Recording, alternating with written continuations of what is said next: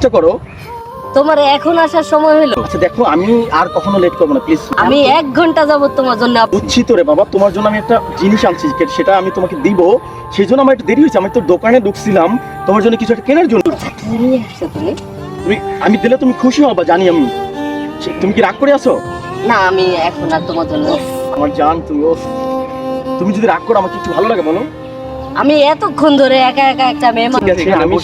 সেজন্য আমি দুঃখিত, সেজন্য আমি দুঃখিত। এখন তুমি একটু হাসি দাও। আমি তোমাকে বলছিলাম না তোমার জন্য আমি একটা আইফোন কিনছি।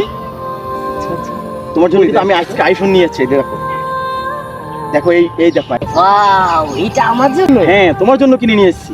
বাহ, কারণ তুমি আমাকে এত ভালোবাসো, সেই জন্য আমি তোমার জন্য আমি আইফোন কেনার জন্য আমার দেরি হয়েছে, সেটা আমি কিন্তু তোমাকে বলিনি। ঠিক আছে।